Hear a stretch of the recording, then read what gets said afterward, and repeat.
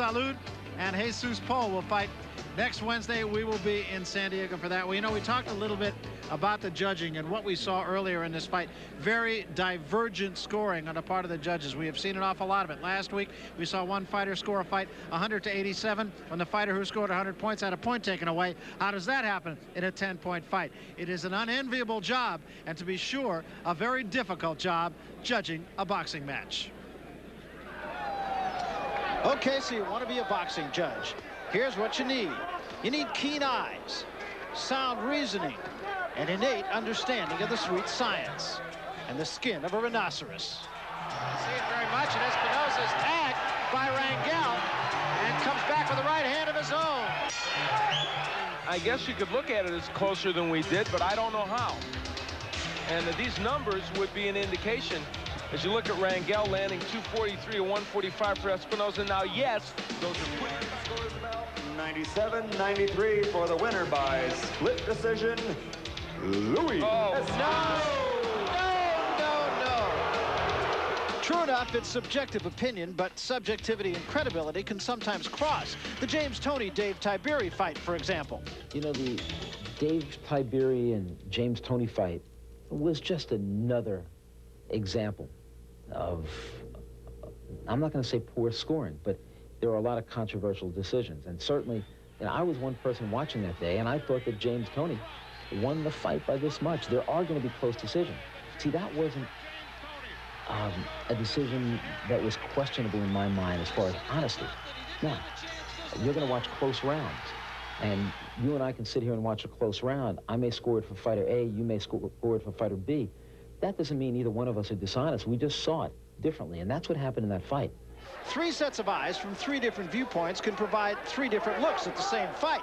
What you get is not always what you see. Well, you do get a different perspective depending on what side of the ring you happen to be sitting on. But all in all, it should be pretty much the same. Remember, it's a very subjective sport.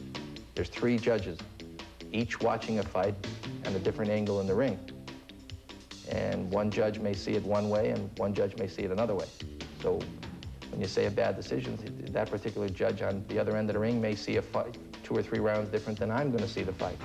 You don't score bar fights or tough man contests, so there is no formal training for a boxing judge. You watch and you learn. Some get it, some don't. The onus then falls on the commission to separate the good from the ordinary, and thus a fair decision. There's no classes in boxing, unbelievably. But basically what a person has to do to become a judge is have some amateur experience.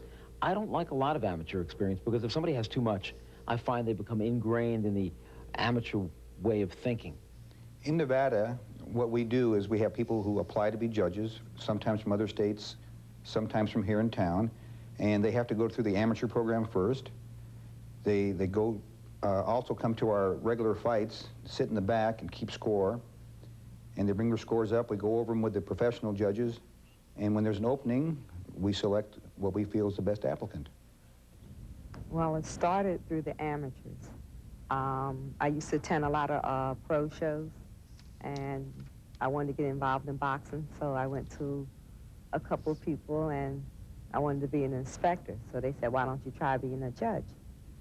So I said, well, you think I can? They said, well, you know, you have to get some experience first. And Gene Williams. Ask 100 judges the secret of a good arbiter, and you'll get about 100 criteria. Most of it is rhetoric, not easily defined. The rules here are just kind of sort of rules. He's looking for the fighter who lands the most effective punches, who lands more punches, at more scoring punches, and is really the aggressor most of the time. You look for the effective aggressor, the one that actually dominates the fight. Which, of course, poses the question, what chance does a counterpuncher or a good body puncher have? More than one decision has gone the other way by trying to define effective aggression.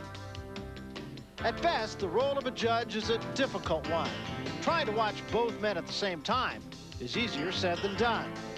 But there simply is no better way of doing it than the way it is being done.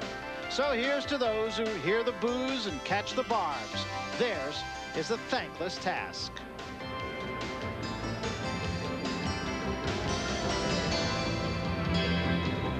You know, I think one of the most difficult things about being a judge, in all honesty, is watching both fighters. I think a judge has a tendency sometimes to watch the champion and not the challenger. That's true, and not enough judges get enough work. There's not enough to go around. They have to be more observant at fights.